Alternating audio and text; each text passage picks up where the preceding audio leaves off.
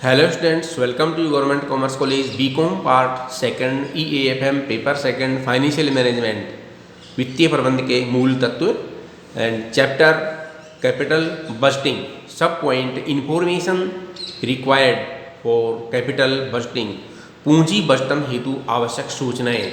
यदि क्वेश्चन में ऐसा आ जाता है कि पूंजी बजटन हेतु आवश्यक सूचनाएं कौन कौन सी है, तो उसके लिए हम इसको बता सकते हैं। इसके लिए हमें बताना पड़ेगा कि पूंजी बजटन हेतु आवश्यक सूचनाएं इस प्रकार से हैं।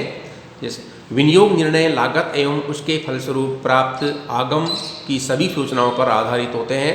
अतः पूंजी बजटन की किसी भी तकनीक का प्रयोग करने से पूर्व कुछ बातों का ध्यान रखना चाहिए, कुछ आवश्यक सूचनाओं को एकत्रित कर लेना चाहिए। जैसे ये सूचनाएं इस प्रकार से, नंबर 1 है प्रस्ताव की लागतों एवं लाभ का अध्ययन करना।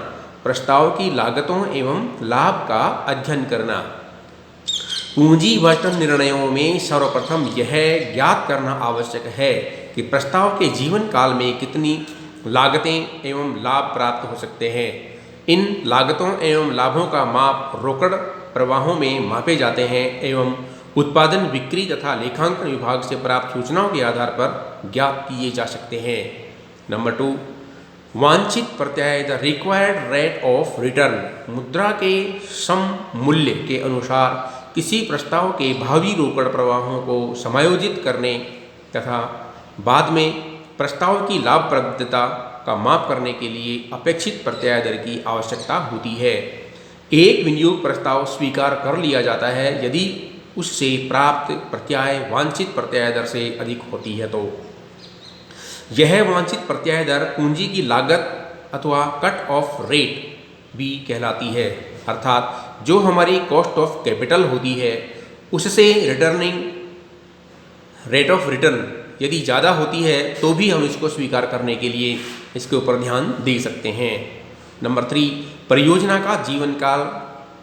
यह अवधि जिसमें परियोजना से आय प्राप्त होती रहेगी उसका आर्थिक जीवन काल होता है।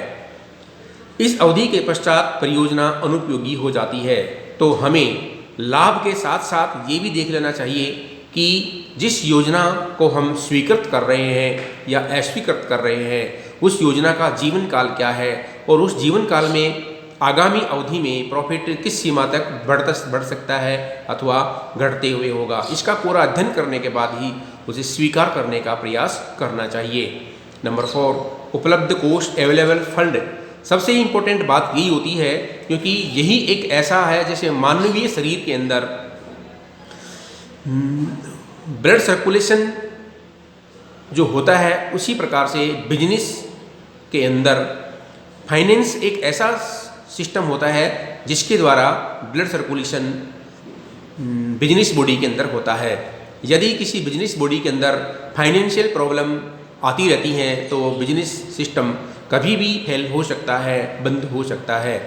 जिस व्यक्ति के अंदर जितना अधिक मात्रा में ब्लड होता है उसका सर्कुलेशन भी उतनी अधिक मात्रा में अच्छी गति से और अच्छा होता है। लेकिन इसी प्रकार जिस बिजनेस के अंदर जितना अधिक मात्रा में वित्त होता है तो वो आने वाले सभी प्रकार के जो इवेंट्स होते हैं उनका फ़ायदा उठा सकते हैं, सभी प्रकार के डिस्काउंट का फ़ायदा उठा सकते हैं, सभी प्रकार के मार्केट उच्चावचनों का फ़ायदा उठा सकते हैं और मार्केट जो होते हैं उनकी जो दूरियां होती है उनको भी कम किया जा सकता है।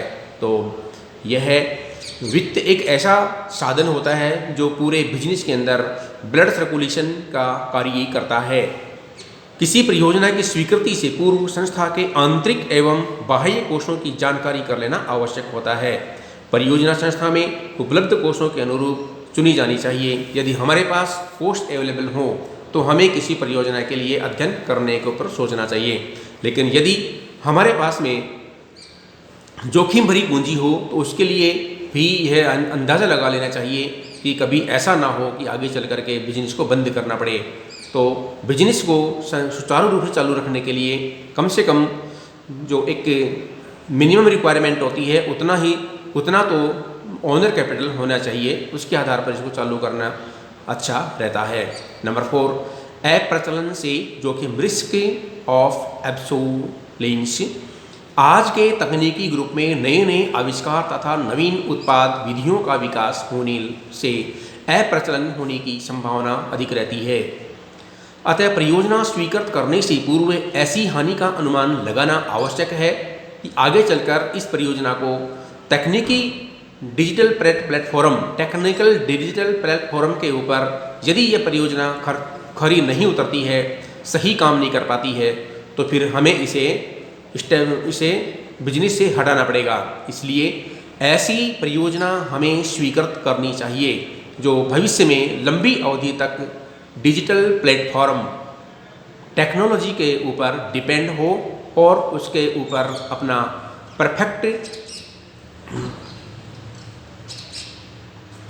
परफेक्ट प्रोग्राम शो करने में पूर्णतया यह खरी उतरती हो। उसके बाद नंबर 6 एंड लास्ट आता है अमूर्त कारक इंटेंजिबल फैक्टर्स।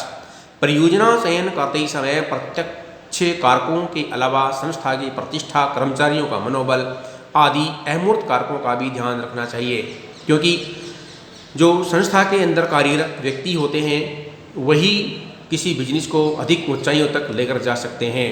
इसलिए सबसे इम्पोर्टेंट बात होती है कि जो लेबर, एम्प्लॉय, मैनेजिंग सिस्टम हमें या हमारे बिजनेस को बहुत अधिक कमा करके देते हैं, लाभ प्राप्त करके देते हैं, ऊंचाइयों तक लेकर जाते हैं, उनकी पूरी तरह से सेवा करना हमारी जिम्मेदारी बन जाती है।